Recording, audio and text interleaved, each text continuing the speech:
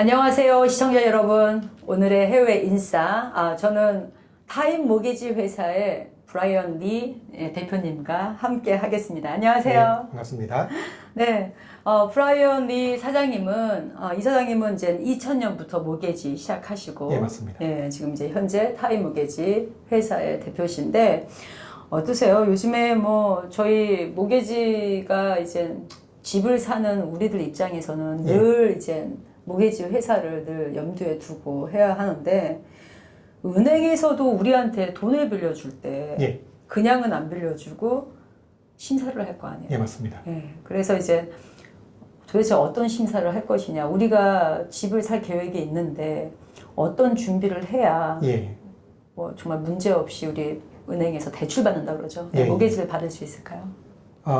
일단은 이제 그 은행에서는 세 가지를 제일 중요시하게 봅니다. 그 융자 심사를 할 때. 네. 그 세 가지가 이제 첫 번째는, 인컴. 그러니까 이제 한국말로 하면 수입이 되겠죠. 네. 수입 정도가 얼마가 되느냐. 그 다음에 두 번째는, 자산. 에셋이라고 해서 이 사람이 돈이 어느 정도의 돈을 가지고 있느냐. 그러니까 다운페이를 얼마 정도 할 수 있느냐. 그 다음에 세 번째는, 크레딧. 그러니까 신용 상태를 보는 거죠. 그렇죠. 그래서 그 세 가지가 가장 중요시 되는 거고요. 그 세 가지를 얼마만큼 자격을 갖추고 있느냐에 따라서 융자를 얼마까지 받을 수 있느냐가 결정이 되는 거죠. 그러면은 이제 만약에 이 세 가지 중에서 예, 예를 들어서 이제 크레딧이 조금 낮다. 예, 그러면은 이자율이 달라지겠네요. 맞습니다. 달라지거나 아니면 못 받을 수도 있고. 맞습니다. 너무 나쁘면. 예. 그죠?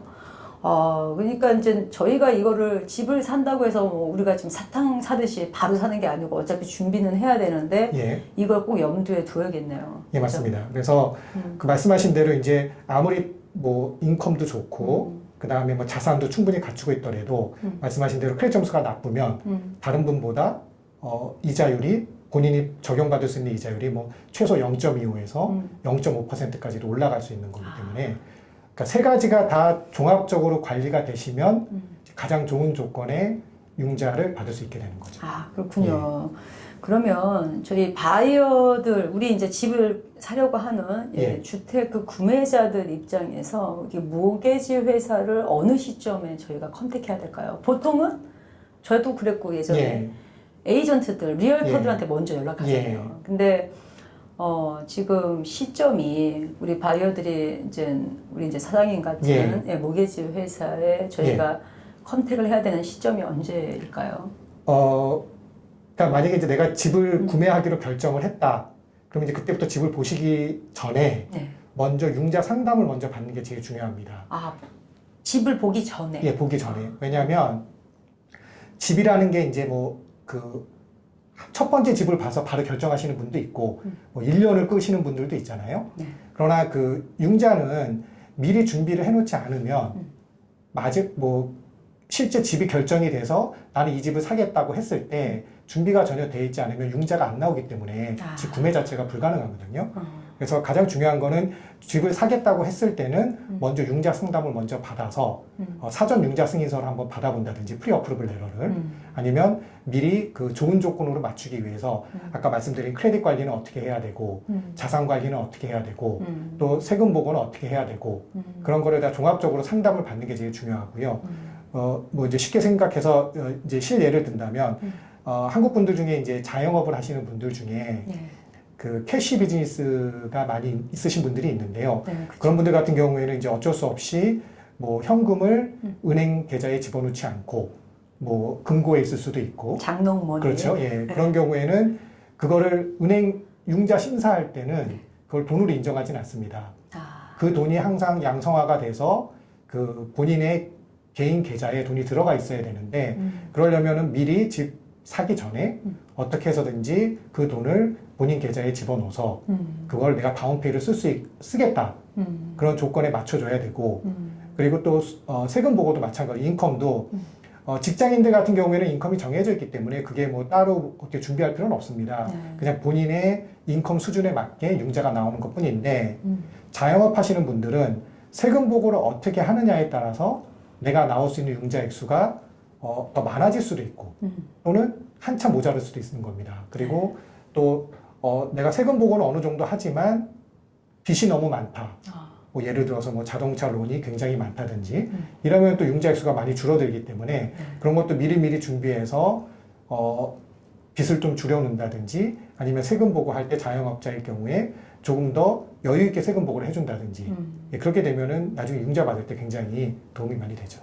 아, 그렇군요. 그러니까 지금 제가 질문 드린 대로 예. 우리는 보통 이제 집을 산다 그러면 당연히 리얼터한테 먼저 연락을 예. 하죠. 그러니까 예. 부동산 중개업자분들한테 중개하시는 분들한테 먼저 연락을 하는 게 그냥 생각이 예. 당연히 그렇게 들어가는데 그건 아니고 예.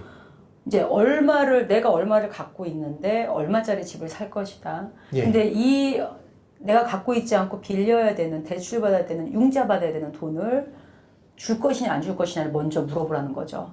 맞습니다. 그래서 예. 저희가 모게지 회사를 먼저 상담을 하고 나서 예. 아, 내가 100만 불짜리 집을 살 수 있구나. 예. 그러면 그거에 맞춰서 리얼터한테 이 가격에 맞는 집을 알아봐 주세요 하는 게 순서네요. 맞습니다. 그게 저희는 맨날 늘 헷갈리는 거죠. 예. 예. 왜냐하면 그 융자가 이제 간혹가다 손님 중에 집부터 보시고 그리고 이제 융자 상담을 하러 오시는 분이 있는데 네. 도저히 융자가 나올 수 없는 그런 상황이신 분들이에요. 그러면은 이제 뭐가 문제가 되냐면 결국은 뭐 짧게는 2달에서 뭐 1년 동안 집 보여주신 그 에이전트 분들은 고생만 하시는 거거든요. 그래요. 예, 그래서 그거는 이제 에이전트 분들께서 손님을 처음에 만나셨을 때 융자 상담을 먼저 해보신 적이 있느냐 그걸 먼저 꼭 물어보시는 게 서로한테 시간 낭비 안 하는 방법인 것 같습니다. 예. 맞습니다. 그러니까 그런 부분들은 이제 먼저 컨택이 오는 리얼터들이 예. 그렇게 리마인드 드리고 또 알려드리고 예. 먼저 모게지 회사부터 가라. 예, 가서 맞습니다. 받아보세요 예. 하는 게 맞는 거고 그러면 모게지 회사도 되게 많잖아요. 예. 예, 왜냐면 제 기억에는 저희 2008년 서프라임 일어날 때까지 그때까지는 정말 시장이 너무 좋았고 예. 또 몰개지 하시는 분들이 많았어요. 예. 근데 이제 그 이후에 변동이 온 게 이제 라이센스제로 바뀐 거죠. 예, 맞습니다. 그러니까 아무나 그 모게지를 할 수 없고. 그렇죠. 이제 예전에는 네. 그러니까 서프라임 터지기 전이죠. 네. 그때까지만 해도 그 모게지 회사의 대표만 라이센스가 있었으면 됐습니다. 그러니까 이제 그 시험을 봐서 라이센스를 받는 거지만 그게 거기 밑에서 일하는 분들은 라이센스가 필요 없었어요. 그냥 등록만 하면 되는 거였는데요. 그러다 보니까 이제 무자격하신 분들도 많이 진출을 했고 네. 또 그러다 보면 이제 서비스의 질도 엉망이 돼가고 네. 그러면서 또 뭐 그때는 전반적으로 은행이건 뭐 모게지 회사건 이렇게 정확하게 어떠한 그런 도덕적인 그런 기준을 갖고 일하지 않았던 사람들도 많이 있었기 때문에 그게 이제 서프라임을 터트린 이유 중에 하나일 수 있었거든요. 맞습니다. 그렇기 때문에 이제 정부에서 그런 걸 방지하기 위해서 론 오피서들 그러니까 융자 상담하고 융자를 진행할 수 있는 분들은 꼭 라이센스를 받아야 되고 그 라이센스를 받기 위해서는 시험을 봐야 되고 그 시험을 본 후에도 매년 또 컨티뉴 에듀케이션을 꼭 해야 되고 좋은 것 같아요. 그렇죠. 그래서 이제 네. 맞습니다. 그래서 그게 이제 강화되면서 네. 이제 좀 진입 장벽이 조금 두꺼워졌지만 그렇더라도 아직도 그 이제 모게지 회사들도 많이 있고 또 은행들도 많이 있기 때문에 손님이 어떤 곳을 먼저 가서 상담을 하느냐에 따라서 왜냐하면 그 이제 두 가지 관점이 있는데요. 하나는 손님이 은행을 직접 가는 방법이 하나가 있고요. 다른 하나는 저희 같은 이제 모게지 전문가를 통해서 그 론을 진행하는 방법이 있습니다. 두 가지 차이점은 뭐냐면 손님이 이제 은행에 직접 가게 되면 이제 그걸 리테일이라고 하거든요. 그래서 론을 줄 때 리테일이라고 하는데 그 은행에 직접 가게 되면은 그 은행 프로그램만 가능합니다. 가이드라인만 따라가는. 예, 맞습니다. 그래서 예를 들어서 그 은행에서는 그러니까 뭐 예를 들어서 뭐 이제 체이스라고 하면 그 체이스 은행에서 요구하는 조건에 맞지 않으면 다른 조건에는 맞는데 다른 은행들 그러면은 어쩔 수 없이 그냥 본인 론이 안 나오는 겁니다. 그리고 또 예를 들어서 뭐 큰 은행 같은 경우에는 조금 더 융자 가이드라인이 조금 더 스트릭하고 엄격해요. 예, 맞습니다. 그러다 보니까 그리고 또 뭐 이자율이 꼭 좋은 건 절대 아닙니다. 큰 은행일수록 자기들 그 비용이 많이 나가기 때문에 그렇죠. 이자율도 조금 더 비싸고 네. 예, 그런 경우 훨씬 많고요.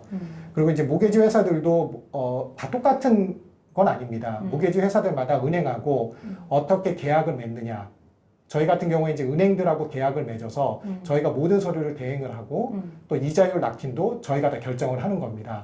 은행은 그냥 융자 심사만 하는 거죠.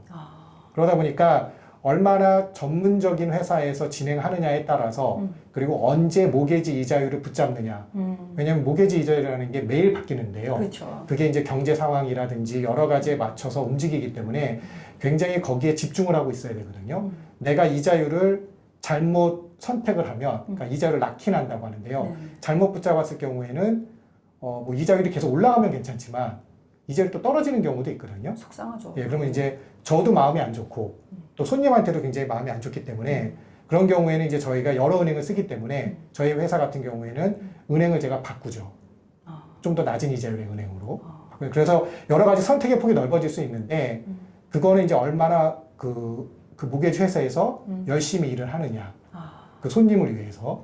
그렇죠. 예, 제가 이제 22년 동안 이거를 해오면서 그 오래 할 수 있었던 이유는 손님의 입장에서 가능하면은 하려고 했고요. 그러다 보니까 이제 대부분의 이제 저희 손님 같은 경우에는 손님이 손님을 소개시켜 주시는 분들이 거의 60% 이상이시거든요.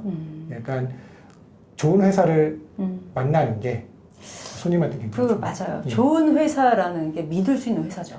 은행들은 그러니까 사실 미국은 모게지를 소화하는 게 두 가지가 있는데요. 하나는 이제 그 연방정부 보조기관인 페니메, 프레디메 또는 이제 FHA 그 세 군데서 거의 미국 모게지 한 70%를 사들입니다. 그래서 은행들은 그 페니메, 프레디메이나 FHA 론의 가이드라인을 따라가는 건데요.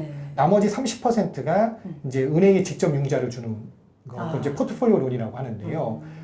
이제 대형 은행일수록 그 포트폴리오 론 같은 경우에는 자기들이 책임을 져야 되기 때문에 심사도 엄격하게 하고 그래서 거기에 조건에 안 맞는 분들이 많이 있어요. 그런데 이제 모게지 랜더들 중에 홀세일 랜더들 중에는 그런 것만 또 주는 은행들이 있습니다. 그래서 이렇게 약간 조건이 안 되지만 대신 이자율을 좀 비싸게 준다든지 그렇게 해서 융자가 나올 수 있는 은행들이 있는데 이제 손님이 은행에 가서 직접 하면은 그냥 나온다 안 나온다만 알 수 있는 거지만 모게지 회사를 통해서 하면은 여러 개를 선택할 수 있는 거죠. 그렇죠. 이제 여러 은행들을 지금 맞습니다. 보유하고 계시고 예. 컨택해서 여러 프로그램을 프로그램을 갖고 계시니까 뭐 내가 인컴이 좀 떨어진다. 예. 뭐 이자율은 조금 높게 해줄 수 있지만 예. 높아질 수는 있지만 그래도 집을 살 수가 있다는 맞습니다. 그런 장점이 있는 예. 거죠. 예, 좋은 것 같아요. 그리고 아까도 또 말씀하신 중에 다들 소개로다가 온다 하셨는데 저도 소개받았어요. 예전에. 소개받아서 안 나오면 안 나온다. 나오면 나온다. 이게 정직하게 처음부터 말씀을 해주신다는 거예요. 지금 이제 우리 브라이언 사장님께서 처음부터 그 얘기를 해주셔가지고 안 나오는 건 안 나온다고 아예 그냥 외정하게 말씀하셔서 상처도 많이 받는다 하더라고요. 왜냐면 우리는 집 사고 싶은데 갑자기 안 나오신다고 본인은 이러면 섭섭하죠. 그래서 서운하게 오시는 분들이 있는데 그렇기 때문에 다른 방법을 찾으실 수 있는 기회가 있잖아요. 대신. 맞습니다. 네, 근데 안 될 걸 알면서 또는 잘 몰라서 될 거라고 해서 희망을 가지고 끝까지 갔다가 또 집을 못 사게 되는 분들도 꽤 많으세요. 실은. 그래서 우리가 모게지 회사를 잘 선택해야 되는 이유인 거죠. 예, 맞습니다. 그러니까 마찬가지로 이제 저희 회사도 저희 회사가 못하는 프로그램이 있습니다. 그러니까 손님 중에서 이제 어떤 조건은 저희가 도저히 할 수 없는 조건이 있는데 또 저희가 거래하는 은행 이외에 또 다른 데서는 또 할 수 있는 데가 있어요. 그래서 이제 제가 손님들하고 상담을 하고 나면 그리고 이제 서류들을 받아보면 금방 알 수 있습니다. 아, 이분이 충분히 나올 수 있다 없다를. 뭐 저희가 못하는 분들을 조건인 분들은 제가 꼭 말씀을 드립니다. 저희는 못하지만 다른 데도 한번 찾아보시라고. 그래서 다른 뱅크도 아무 연고가 없는데도 소개해 주셨다고 전 들었어요. 하여튼 뭐 너무나 좋은 비즈니스 마인드를 가지고 계신데 제가 우리 이제 보통 한국에서도 여기 뉴욕 저지 지역에 많이 오시잖아요. 그래서 또 지금도 제 지인들도 집 사고 싶어 하시는 분들이 많아요. 주택 구매 여기다가. 그러니까 우리 저는 한 번도 그런 생각을 안 해봤는데 여기 우리 입장에서는 이 미국 입장에서는 한국에서 오시는 우리 국민들이 또 외국인인 거예요. 예, 맞습니다. 그래서 여기서 집을 사신다 그러면 외국인이 되셔가지고 우리 외국인들도 집을 살 수 있나요? 그러니까 우리 한국 분들, 한국에 계신. 충분히 가능하고요. 대신 이제 이제 미국에 거주하는 뭐 영주권자라든지 시민권자라든지 아니면 이제 취업 비자를 갖고 계신 분 이외에 분들은 다 외국인 프로그램으로 가게 되는데요. 이제 외국인 프로그램은 단점은 뭐냐면 이제 리스크가 크다 보니까 위험 요소가 있기 때문에 다운페이를 최소 35% 이상을 요구하고요. 그러니까 내가 집 가격의 35%는 자기 돈이어야 되는 거죠. 그리고 이자율은 당연히 미국에 있는 이제 일반 사람들이 받는 이자율보다는 좀 많이 높아지죠. 왜냐면 외국인이니까. 예, 맞습니다.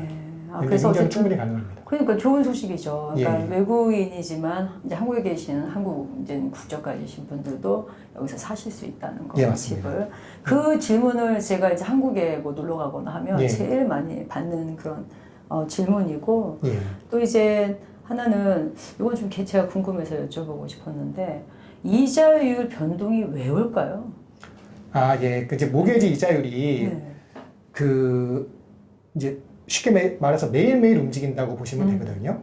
매일매일 조금씩 움직이는데 그 모게지 이자율은 그러면 이제 어떻게 움직이느냐 그걸 먼저 알아야 되는데 모게지 이자율은 그 이제 기준이 되는 거는 미국 10년 만기 채권 수익률입니다.